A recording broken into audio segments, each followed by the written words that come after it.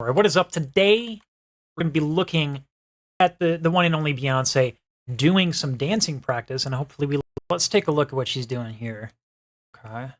I think that marking is doing something slowly and making sure that you have it right. You're slowing things down so you can pay attention and observe the movements. It's very, very, very important part of when we sing. It's extremely important that we are able to move our torsos in a very relaxed and calm way. It's as if you, like, if you're a singer and you take a balloon, you fill up the balloon, and then you crush the balloon.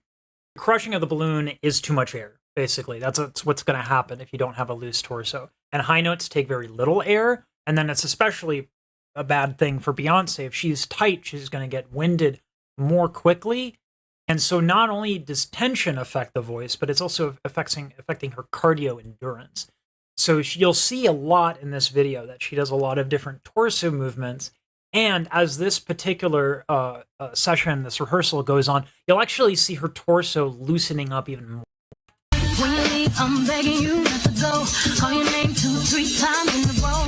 You see how, like, she's getting all of her torso to move. This is incredible, because to do this specific movement, you need very loose, pectoral muscles, very loose hip, shoulder, back, stomach. You need to have very loose everything in your torso.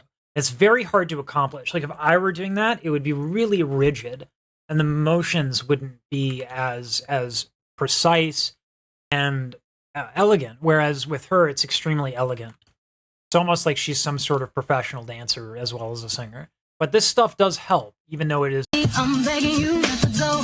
Call your name 2-3 times in a row. Such a funny thing for me to try to explain. And this is interesting to me because, like, what you're getting here is some break, right? It's important to rest. But then at this part, watch her, like, walk off and kind of focus, right? Slowing it down again. And making sure that everything is loose, right?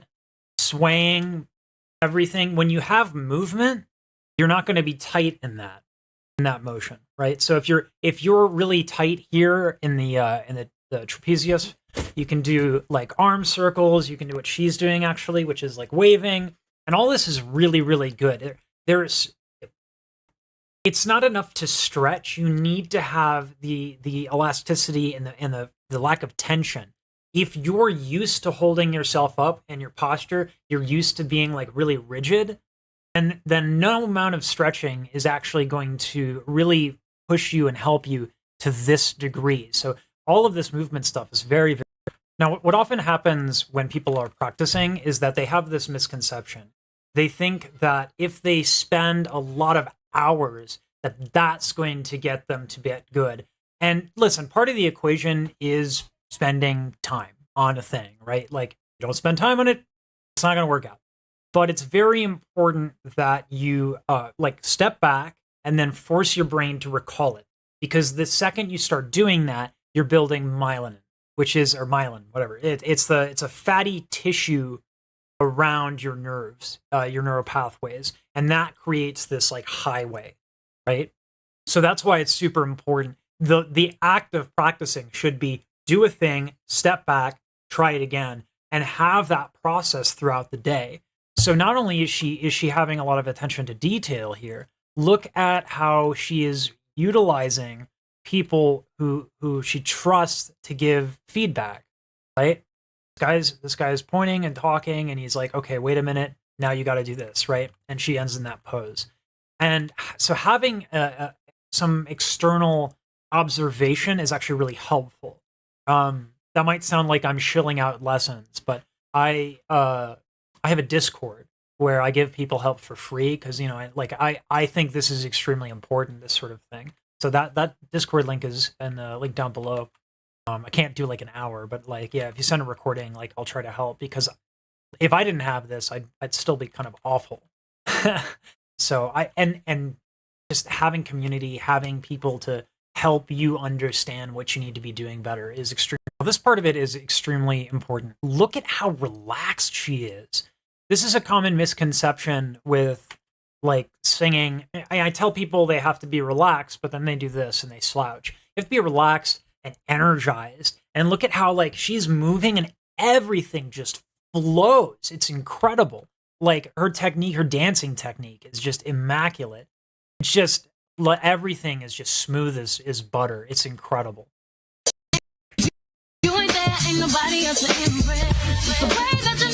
Right? And then this is another example right here.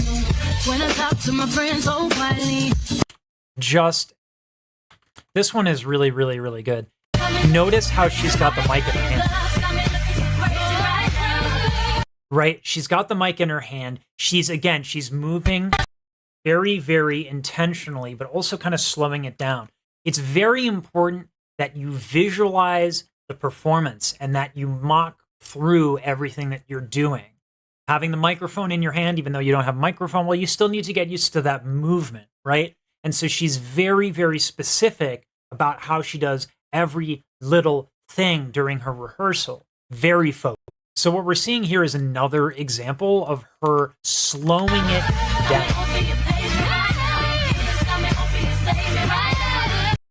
See that? She's slowing it down. She's got the mic movement, and she's really, really focused. When you practice, it's about focus.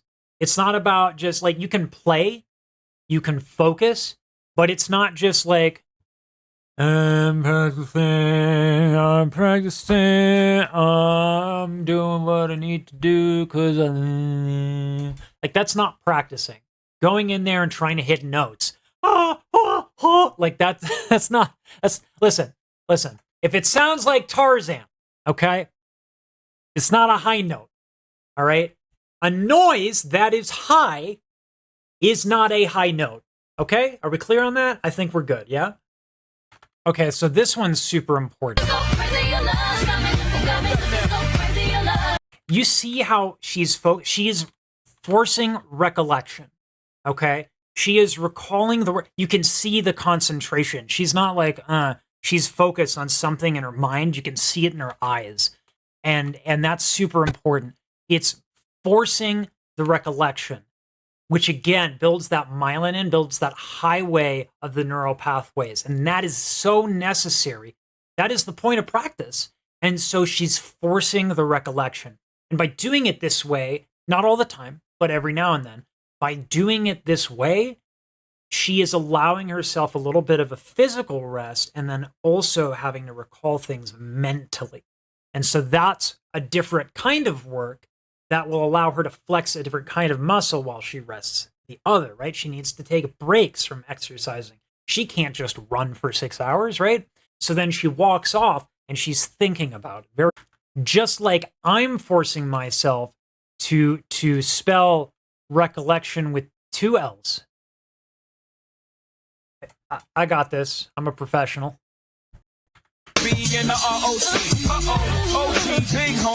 That is incredible. This is something dancers do. It's a specific thing that dancers do. It's isolation, right? And on the basic level, it's like, okay, let's move the torso over the hips, and then you bring your torso forward, you bring your torso to the back, and you do all of these movements, and you isolate each joint and each muscle. And it's an extremely valuable education in movement, and it informs you. So this one I love.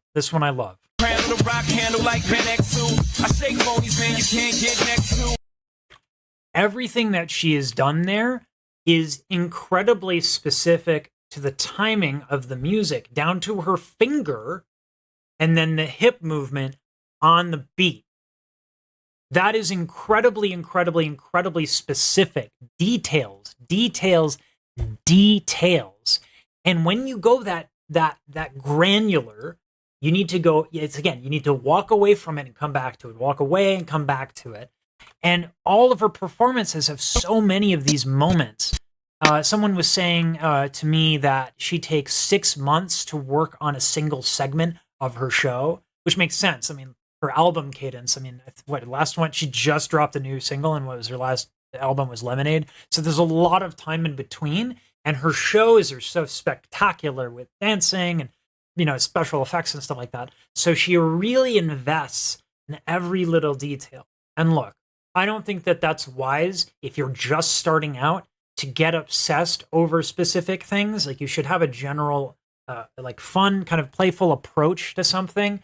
You get this focused on every little granular detail when everything else sort of comes easy, and you're like, okay, well, I'm doing this very easily. Now let me move my shoulder. Now what are my hips doing, et cetera, et cetera, et cetera. You get into the details as you get better, and this is just a perfect example of where she's at.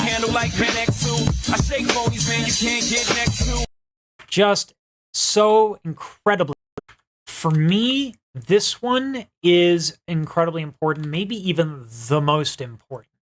She is having fun. She likes what she's doing, and that's incredibly important, because if you have negative motivation and you're really forcing yourself to do it, your focus is on making yourself do it instead of enjoying it and really observing and allowing the details to present themselves to you.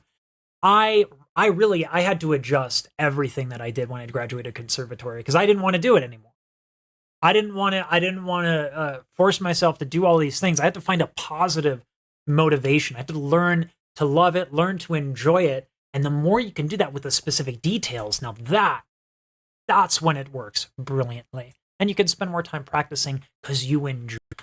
This one is another really, really, really important one. She is working with people, and she's collaborating and making collaborative art and being positive and nice to work with, okay? Collaboration, working with other artists, helps you. You get their experience, you get their aesthetic, and you take some information. And then, of course, being incredibly easy to work with and fun to work with is like, you'll never get high. Like, I don't care who you are. There's a couple of people that I know of in the entertainment business, and I'm not going to name names, but they're big. They were big, past tense, because they became incredibly difficult to work.